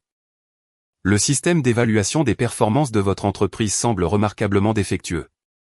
Ne pas détecter une telle corruption et assigner un tel homme comme gestionnaire de compte pour notre entreprise. Au mot de mon père, Kevin tordit son visage pour répondre. Ne parle pas avec autant d'arrogance, vieil homme. Tu n'es qu'un propriétaire de petite boutique de ville. Ne sous-estime pas mes solides relations avec Dubois Holdings. Entendant cela, maître Duval laissa échapper un profond soupir et parla froidement. Monsieur Kevin Leblanc, vous ne comprenez vraiment rien, n'est-ce pas? Qui pensez-vous que ce monsieur est? L'avocat se tourna vers mon père et s'inclina respectueusement. Devant vous se trouve monsieur Arthur Dubois, président-directeur général de Dubois Holdings. Ces mots résonnèrent froidement dans la suite silencieuse. Kevin se tenait bouche bée, oubliant même de cligner des yeux en fixant le visage de mon père. Juste à ce moment-là, le téléphone de l'avocat sonna brièvement, signalant le début d'un nouveau cauchemar. Dans la pièce silencieuse, la sonnerie aiguë sonna le signal de l'effondrement complet de l'illusion d'élite de Kevin. Maître Duval répondit, hochant brièvement la tête 3 fois. Oui, compris, monsieur le président. Tout est prêt. En entendant ces mots, mon père acquiesça lentement. Kevin resta figé comme une statue de pierre. Ses yeux allaient frénétiquement de mon père à l'avocat. Voyez, président de Dubois Holdings? Une voix rauque s'échappa des lèvres de Kevin.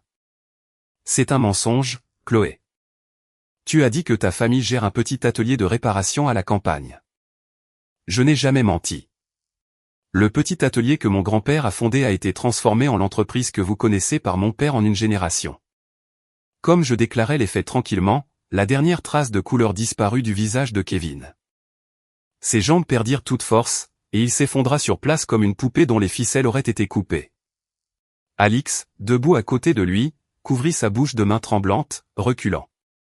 Pour leur employeur, Dubois Holdings était l'entité corporative ultime qu'il ne pourrait jamais défier, et il venait de proférer des insultes aux dirigeants de cet empire, le traitant comme un pauvre vieil homme rural. Il avait commis une erreur fatale capable de détruire non seulement sa carrière, mais toute son entreprise. Assise sur le canapé, je me suis tranquillement remémoré le passé. L'appel que j'ai passé à mon père aujourd'hui depuis cette suite n'était pas le premier. La nuit où j'ai découvert sa dette et sa liaison avec Alix, j'avais appelé mon père tard dans la nuit, les mains tremblantes. Papa, j'ai peut-être fait une erreur. À moi, retenant mes larmes, mon père dit sans rien demander. Chloé, tu n'as pas besoin de pleurer. Laisse-moi tout faire. Dès le lendemain, les actions de mon père furent rapides et complètes. Le vaste réseau de renseignements et l'équipe juridique de Dubois Holdings agirent secrètement. Les antécédents de Kevin, la fraude aux dépenses d'entreprise et les dettes personnelles furent tous documentés comme des preuves irréfutables. Et mon père a choisi le mariage d'aujourd'hui comme scène pour démanteler complètement Kevin socialement. Les cadres d'entreprise assistant au mariage n'étaient pas là pour célébrer Kevin. Mon père les avait rassemblés là comme témoins. Kevin avait arrogamment cru que ses supérieurs assistaient parce qu'ils reconnaissaient son talent. Mais la réalité était exactement l'inverse. Ils étaient assis dans la salle de bal avec des visages pâles pour être témoins directs du manque de respect que leur employé avait montré à la fille de Dubois Holdings et pour infliger une punition sévère. L'appel que j'ai passé à mon père après que Kevin ait abandonné la cérémonie aujourd'hui n'était pas un appel à l'aide, mais le signal final pour exécuter le plan. Chloé, c'est un mensonge, n'est-ce pas? Tu n'as jamais dit un mot sur le fait d'être la fille du président. Kevin cria du sol d'une voix rauque. Je ne l'ai pas caché. Tu n'as simplement jamais fait d'effort pour comprendre ma famille. Au moment où tu as entendu que ma famille possédait un petit atelier de réparation, tu m'as méprisé et as perdu tout intérêt. Pris au piège par mon regard froid, Kevin tressaillit. Si tu m'avais traité avec une honnêteté sincère en tant que personne, les choses n'auraient jamais fini comme ça. Quand j'ai dit cela, Kevin tordit son visage et commença à verser de grosses larmes. J'avais tort. J'étais un imbécile. Chloé, pardonne-moi. Il baissa la tête au sol, tendant la main vers l'ourlet de ma robe blanche. Mais l'assistant derrière mon père bloqua silencieusement sa main. Ne touchez pas ma fille si négligemment. À la voix terriblement basse de mon père, Kevin recula d'horreur, se recroquevillant sur le sol. Chloé, s'il te plaît. Nous pouvons faire comme si ce mariage n'avait jamais eu lieu. Je n'ai pas besoin de compensation. Je gérerai ma dette d'une manière ou d'une autre. Alors, s'il te plaît, ne le dis pas à l'entreprise. J'ai travaillé si dur pour arriver ici. Si je suis écarté de la voie des cadres, ma vie est finie. Chaque mot de la bouche de Kevin était égoïste et égoïste. Il n'offrait aucune excuse pour avoir blessé mon cœur, ne se souciant que de protéger sa position sociale. En voyant sa misérable silhouette, toute trace d'affection persistante disparut complètement. Kevin, tu es vraiment irrécupérable. tu me supplies de ne pas le dire à ton entreprise, mais c'est déjà impossible. Alors que je parlais doucement, Kevin halta et me regarda. Que veux-tu dire? Juste à ce moment-là, le téléphone dans le sac d'Alix sonna bruyamment. Alix sursauta de terreur, sortant son téléphone avec des mains tremblantes. En voyant l'identifiant de l'appelant, elle laissa échapper un bref cri. Le VP, c'est notre vice-président. La voix d'Alix tremblait violemment. Réponds. Si tu ne le fais pas, les choses ne feront qu'empirer. Je l'exhortai froidement, en pleurant. Alix appuya sur le bouton de réponse et porta le téléphone à son oreille. Descendez tous les deux dans la grande salle de bal tout de suite, même sans haut-parleur. Le rugissement furieux du VP résonna dans la suite. Alix faillit laisser tomber son téléphone d'horreur. Avez-vous la moindre idée de ce que vous avez fait tous les deux?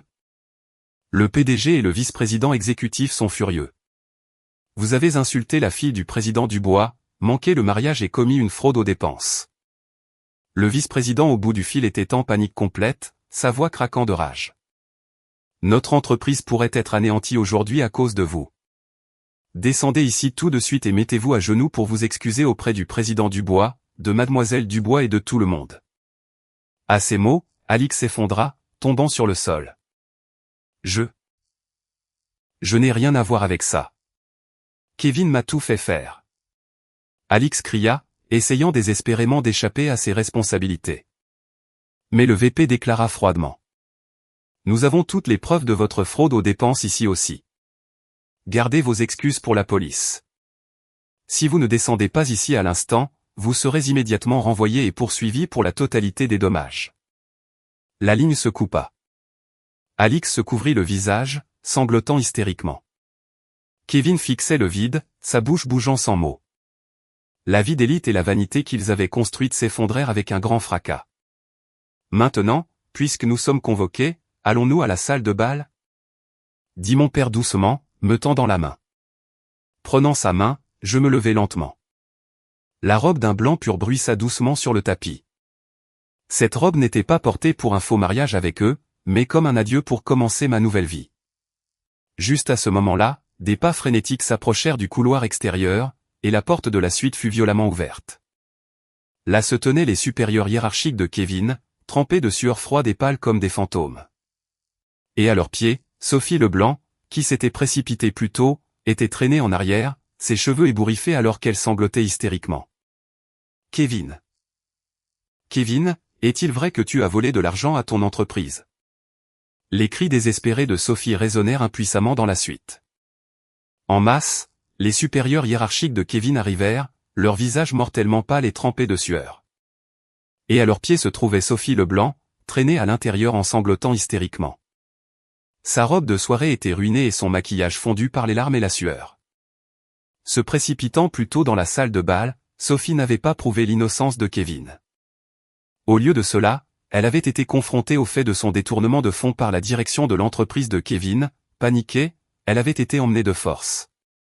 Kevin, qu'est-ce que ça veut dire? Est-il vrai que tu as volé de l'argent à l'entreprise? Les cris de Sophie résonnèrent dans la pièce silencieuse. Maman, non, c'est une erreur. Kevin répéta comme un disque rayé, fixant le vide. Mais le robuste vice-président des ventes saisit violemment Kevin par le col. Quelle erreur? Espèce d'idiot complet? Réalises-tu ce qui va arriver à notre entreprise à cause de toi? Le rugissement du VP fit tressaillir Kevin. Le PDG attend. Sortez dans le grand salon tout de suite et mettez-vous à genoux pour vous excuser auprès du président Dubois, de mademoiselle Dubois et de tout le monde. Une telle chose? Mes proches et amis sont tous dehors. Kevin secoua frénétiquement la tête, le visage couvert de larmes et de morve. Voir sa vie parfaite bâtie sur des mensonges s'effondrer devant tout le monde était quelque chose que sa fierté fragile ne pouvait supporter. Mais le VP poussa froidement Kevin en avant et attrapa le bras d'Alix, qui se cachait derrière lui. Toi aussi. Ne pense pas que les complices s'enfuient. Bouge. Ça fait mal. Lâche-moi. Je ne veux pas y aller. Alix cria, mais personne n'eut la moindre sympathie pour elle. Me levant tranquillement, je regardais leurs figures pathétiques aux côtés de mon père et de maître Duval. Allons-y aussi? Nous ne devrions pas faire attendre les invités plus longtemps. Alors que je parlais, l'air de la pièce se tendit d'une froide intensité. Le directeur de l'hôtel se précipita, s'inclinant respectueusement pour ouvrir la voie. Derrière nous, Kevin et Alix furent traînés comme des criminels par leurs supérieurs, suivis par Sophie, qui avait perdu la capacité de marcher et fut placée dans un fauteuil roulant par le personnel de l'hôtel. Le long couloir menant à la grande salle de bal était censé être un chemin joyeux pour une mariée. Pourtant, ce qui nous entourait était un silence glacial et lourd sans aucune trace de célébration. Arrivé devant les immenses portes doubles, le directeur donna un ordre via son micro-casque avec des mains tremblantes. « Ouvrez les portes. » Les lourdes portes s'ouvrirent lentement. Ce qui s'en dégagea ne fut ni une musique de célébration ni des applaudissements. La salle de bal remplie de près de 150 invités avait été remplie de murmures intenses. Mais au moment où nous apparûmes, ces murmures disparurent instantanément comme une marée qui se retire. Tous les regards se fixèrent sur nous. Les proches de Leblanc perdirent leurs mots, voyant Sophie pleurer dans un fauteuil roulant et Kevin traîné par ses patrons. Pendant ce temps, les collègues de Kevin échangèrent des chuchotements étouffés, le regardant lui et Alix avec dégoût. Au centre de la salle se tenait l'immense gâteau de mariage d'un blanc pur que nous étions censés couper, resté intact et creux. Escorté par mon père, je marchais sur le tapis le dos droit. Ma démarche n'était plus celle de la fille simple et soumise qui s'était soumise à eux pendant 3 ans. Alors que nous arrivions à la table d'honneur, un homme se précipita frénétiquement, le président directeur général de l'employeur de Kevin. Trempé de sueur, il inclina profondément la tête en signe d'humiliation complète devant mon père. Président Dubois, je vous présente mes excuses les plus profondes et les plus sincères pour le manque de respect impardonnable et catastrophique que mon employé a commis envers votre fille. Tandis que la voix tremblante du président résonnait dans la salle sans microphone, des halètements étouffés éclatèrent des tables des proches de Leblanc, l'esprit de Kevin se brisa complètement. Voyant le cadre supérieur de sa propre entreprise s'incliner avec soumission devant l'homme qu'il avait méprisé comme un pauvre propriétaire d'atelier de réparation. « Monsieur le Président, pourquoi ? Pourquoi vous inclinez-vous devant un homme comme ça ?» Kevin marmonna bêtement, ce qui fit rougir le président qui lui cria « Espèce d'idiot !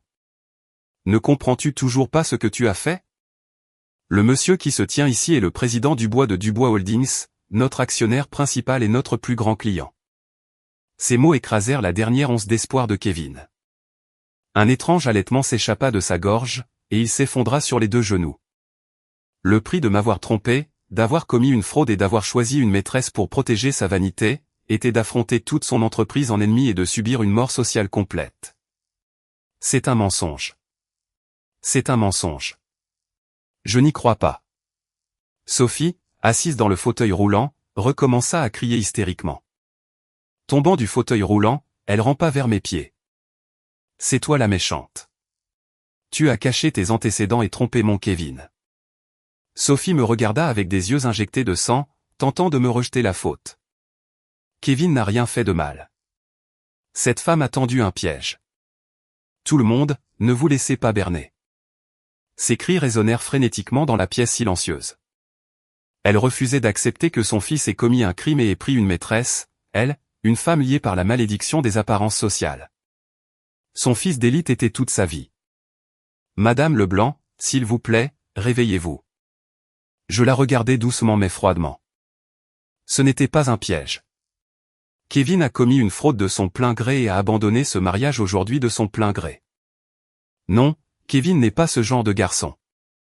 Alors que Sophie pleurait et criait, Maître Duval s'avança tranquillement, tenant l'épais dossier et une clé USB. Monsieur Kevin Leblanc, Madame Sophie Leblanc, vos vilaines excuses ne fonctionnent plus. Maître Duval fit signe au personnel de l'hôtel et un immense écran de projection descendit lentement du plafond au-dessus de la scène. L'écran qui était censé diffuser un diaporama romantique de notre parcours. Maintenant, que tout le monde confirme à quel point leur plan était égoïste et cruel. Au moment où Maître Duval actionna l'ordinateur portable, ce qui résonna dans le lieu fut la voix dégoûtante de Kevin. Il ne connaissait toujours pas le cauchemar ultime, que ses pensées cachées seraient diffusées à volume maximum devant 150 invités. Alors que l'écran descendait, l'atmosphère atteignit son paroxysme. Les lumières s'éteignirent et affichèrent à l'écran un graphique de forme d'onde audio brute. La voix qui résonnait des haut-parleurs était indéniablement celle de Kevin. Pour être honnête, je ne veux même pas toucher une femme aussi simple qu'elle. Un halètement collectif retentit des 150 invités. C'est juste mettre nos noms sur papier. Dans mon entreprise, être établi est une exigence pour devenir directeur. De plus, elle a beaucoup d'économies et un héritage. Une fois que nous nous marierons, je le gérerai et la ferai rembourser toutes mes dettes personnelles. L'enregistrement brut brisa la capacité de Kevin à se trouver des excuses. Les cadres de l'entreprise étaient assis, le visage rougi, tremblant de rage. Éteignez ça. Éteignez ça tout de suite. Kevin cria, rampant sur le sol. Il tendit la main vers l'écran, essayant de se lever, mais ses jambes le lâchèrent et il tomba maladroitement. Pourtant, Maître Duval actionna les commandes avec une froide précision. Les haut-parleurs continuèrent à diffuser la cruelle vérité. Mais votre mère n'est-elle pas stricte? Peut-elle la supporter? Demanda la douce voix d'Alix, à laquelle Kevin se moqua. Elle n'a qu'à devenir la femme de chambre gratuite de ma mère. J'ai le temps de te rencontrer. Et ma mère a une femme de chambre qu'elle peut faire travailler gratuitement. En entendant cela, un petit cri s'échappa de la table des proches de Leblanc. Ils regardèrent Sophie dans le fauteuil roulant comme si elle était quelque chose de sale. Sophie trembla violemment, le visage pâle, mais son vrai cauchemar ne faisait que commencer. En parlant de ça, Kevin, et ta mère? Je refusais de vivre avec elle. Alix se plaignit dans l'audio. La réponse enregistrée de Kevin écrasa toute la vie de Sophie. Détends-toi. Je n'ai pas non plus l'intention de vivre avec une mère harcelante comme elle. Je la mettrai simplement dans une maison de retraite bon marché. Je gérerai sa pension et ses économies, en maintenant les coûts de l'établissement au minimum pour que nous ayons de l'argent de poche supplémentaire. Un cri silencieux s'échappa de la bouche de Sophie. Elle se serra la tête des deux mains, fixant l'écran avec horreur. Elle avait choyé Kevin comme son fier cadre en pleine ascension, valorisant le statut social par-dessus tout. Elle croyait avoir élevé un homme d'affaires de premier plan et me méprisait.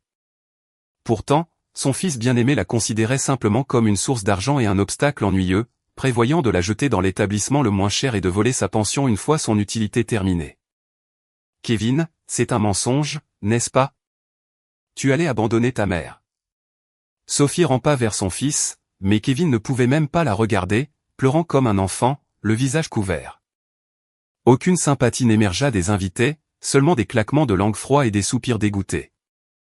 Après l'audio, Maître Duval afficha des photos zoomées des relevés de prêts à taux d'intérêt élevés de Kevin, des faux reçus de dépenses et des séjours à l'hôtel avec Alix. C'est le vrai visage de l'homme qui s'appelait cadre supérieur, annonça clairement Maître Duval. Il a accumulé des dettes par vanité, détourné des fonds de l'entreprise, ciblé les biens de Mademoiselle Dubois, et a même comploté pour voler les fonds de retraite de sa propre mère. Plus aucune excuse n'était possible. Le président de l'entreprise de Kevin frappa la table de colère. Kevin Leblanc, jusqu'où un être humain peut-il pourrir? Vous avez traîné le nom de notre entreprise dans la boue et commis des actes vils sans remords. À compter d'aujourd'hui, Kevin Leblanc et Alix Martin sont immédiatement renvoyés. Nous exigerons le remboursement intégral des fonds détournés et poursuivrons en justice pour le maximum des dommages-intérêts. Les déclarations du président scellèrent leur mort sociale. Alix hurla d'horreur et s'évanouit sur le sol. Debout à côté de mon père, je regardais la scène. Dans ma robe d'un blanc pur, aucune colère ne restait dans mon cœur, seulement un soulagement silencieux que tout soit enfin terminé. J'avais passé 3 ans à croire ses mensonges et à endurer la rancune de sa mère, rêvant d'une famille ordinaire. Mais ils avaient piétiné mes sentiments, m'utilisant uniquement pour leur cupidité. Maintenant, leur châtiment était arrivé. Chloé, pardonne-moi. J'avais tort. Kevin rampa vers moi, les larmes et la morve couvrant son visage, tendant la main vers ma robe. Tu es tout ce que j'ai. Je rembourserai l'argent. Je travaillerai dur. S'il te plaît, ne m'abandonne pas. Il implora désespérément pour sa vie. Pourtant, ces mots étaient entièrement égoïstes. Manquant de tout véritable remords pour m'avoir blessé. Détournant le regard de lui, je prononçai une seule phrase froide. Il n'y a plus rien pour toi ici. Ces mots portèrent le coup final. Kevin laissa échapper un cri désespéré, s'effondrant sur le sol en larmes. Les invités regardèrent en silence froid. Personne n'offrit d'aide. Le futur de cadre dont il se vantait était complètement disparu. Mon père le regarda froidement. Kevin Leblanc, vous avez essayé de tromper ma fille et de l'utiliser comme un portefeuille. Vous avez trahi votre entreprise et volé des fonds. Le fait est que vous êtes un homme en qui personne ne fera plus jamais confiance. Les mots silencieux de mon père frappèrent plus fort que n'importe quel rugissement. Kevin se recroquevilla sur le sol, incapable de parler. La chute de la grâce sociale qu'il craignait le plus était devenue réalité. Il n'était plus qu'un homme pathétique et impuissant. Sophie, tombant de son fauteuil roulant, marmonnait sans but. C'est un mensonge. Mon Kevin est un cadre supérieur. Il allait m'acheter une grande maison. Cette femme nous a piégés. Les proches de Leblanc lui tournèrent le dos, évitant de s'impliquer. Pour des gens obsédés par le statut social, un parent criminel était une disgrâce absolue. Je m'avançai tranquillement. Madame Leblanc, il n'y avait pas d'actifs dans la famille Leblanc au début. Kevin a 30 000 $ de dettes de prêt personnel, plus des fonds détournés et des dommages à rembourser. Il a été licencié aujourd'hui. Vous n'avez même plus de quoi vivre pour demain. Sophie se couvrit les oreilles, hurlant « Je ne veux pas l'entendre. » Pourquoi cela m'arrive-t-il? Je l'ai élevé seul, dis-je platement. Est-ce le résultat de votre éducation?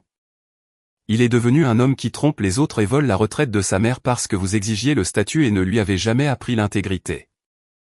Le résultat d'enseigner la vanité au lieu de l'honnêteté est le désastre d'aujourd'hui. Sophie écarquilla les yeux, sans voix. Pendant ce temps, Alix se réveilla et cria. J'ai été trompé. Kevin a dit qu'il la quittait. Le détournement de fonds était tout le fait de Kevin. Le vice-président la coupa froidement. Gardez ça. Nous avons ici la preuve que des fonds détournés ont été transférés sur votre compte personnel. Vous êtes une complice. Dites-le à la police. Alix s'effondra à nouveau, pleurant de désespoir total. J'adressai un signe de tête sincère aux invités. Je suis profondément désolé d'avoir apporté une conclusion aussi désagréable à votre précieux temps aujourd'hui. Cependant, je ne regrette pas d'avoir mis fin à une relation bâtie sur des mensonges. Un léger applaudissement éclata, se transformant en une ovation chaleureuse, reconnaissant une femme qui avait affronté une dure réalité et pris une décision ferme. Maître Duval s'avança ensuite avec le dernier document. Monsieur Kevin Leblanc. Madame Sophie Leblanc. Il y a une dernière question juridique.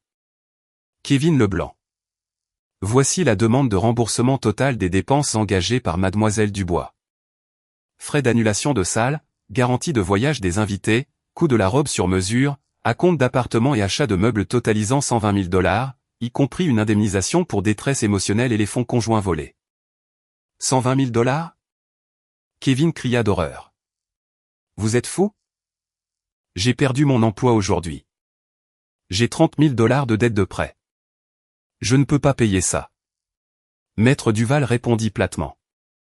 Si vous ne pouvez pas payer, nous saisirons tous vos biens personnels et potentiellement les biens de votre famille également. En entendant cela, Sophie se transforma en démon, saisissant Kevin. Mes économies? N'osez pas toucher à mes fonds de retraite à cause de votre dette et de votre liaison. Elle commença à frapper Kevin furieusement. Kevin la repoussa. Tais-toi. Tu m'as dit d'avoir un grand mariage. Je comptais sur l'argent de Chloé pour protéger ta vanité aussi. Ne me blâme pas pour tout. Tu as aussi traité Chloé comme une servante. Alix intervint. Kevin a dit qu'il paierait tout. Il m'a trompé. Kevin répliqua. Tu m'as fait acheter des sacs coûteux. Ne joue pas les victimes.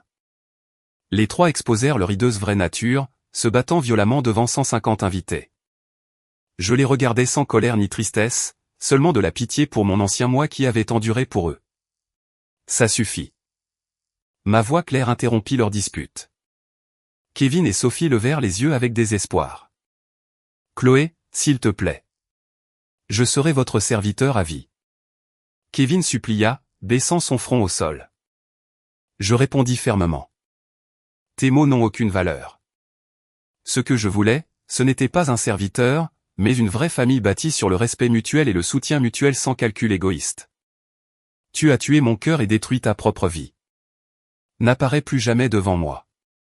Kevin sanglota impuissamment sur le sol tandis que Sophie marmonnait sans but sur son fils cadre en pleine ascension. leur vanité et leurs mensonges les avaient condamnés à une vie d'endettement et de ruine. Me détournant, je marchais vers les doubles portes ouvertes. La lumière du soleil entrait à flots, illuminant ma robe d'un blanc pur. En arrivant à la sortie, je ressentis une légère étrangeté à mon annulaire gauche. Les lourdes portes se refermèrent derrière nous, coupant les pleurs de Kevin et les cris hystériques de Sophie. Dans le couloir silencieux, je pris une profonde inspiration, sentant l'air froid remplir mes poumons et dissiper 3 ans de sombre brouillard. En regardant mon annulaire gauche, la bague de fiançailles que Kevin m'avait donnée brillait de manière creuse sous le lustre. Il s'était vanté qu'elle coûtait 3 mois de son salaire. Pourtant, l'enquête a révélé qu'elle avait été achetée avec des fonds prélevés sur notre compte de mariage joint, payé avec mon propre argent. Je retirai la bague froide de mon doigt et la posai doucement sur une table d'appoint antique. Elle tinta doucement. Un dernier adieu à un faux avenir en tant qu'épouse de Kevin. Chloé, allons-y, appela mon père. Je m'avançai dans la lumière vive du soleil à l'extérieur, sans jamais regarder en arrière. 6 mois passèrent. Les feuilles prirent de brillantes nuances de rouge et d'or à travers Central Park. J'étais retourné au domaine familial du bois, laissant derrière moi le petit appartement et le souvenir de Kevin. Je ne cachais plus mon identité. J'avais rejoint Dubois Holdings en tant que cadre au département de stratégie d'entreprise. Bien que le travail soit exigeant, la fatigue était satisfaisante par rapport à la peur et à la prudence avec lesquelles j'avais vécu auparavant.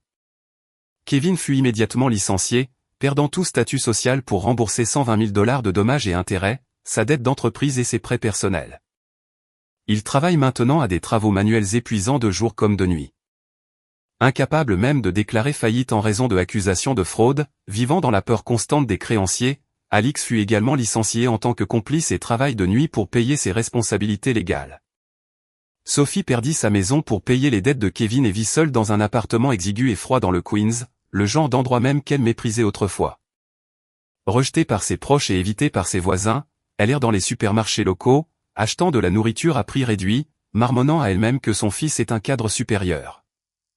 Ils ont détruit leur propre vie par cupidité et vanité. Je ne ressentais plus de haine pour eux. Ils étaient de parfaits étrangers pour mon présent. Un soir d'automne calme, j'étais assise sur la terrasse avec mon père, buvant du thé chaud. « Le travail se passe bien ?» demanda doucement mon père. « Oui, chaque jour est enrichissant, » souris-je. Le visage sévère de mon père s'adoucit. « Une vraie famille ne se résume pas à la lignée, » dit-il doucement. Il s'agit de se respecter mutuellement et de se soutenir les uns les autres sans calcul égoïste. Je suis vraiment heureux, en tant que votre père, de vous voir surmonter cela et marcher fièrement à mes côtés. Les larmes me montèrent aux yeux. La famille chaleureuse que j'avais si désespérément cherchée avait été à mes côtés tout ce temps. Merci, papa. Je suis vraiment heureuse maintenant. Alors que la première étoile brillait dans le ciel crépusculaire, je ressentis une fierté tranquille et inébranlable. Je marcherai fièrement mon chemin en tant que Chloé Dubois, une femme indépendante et forte.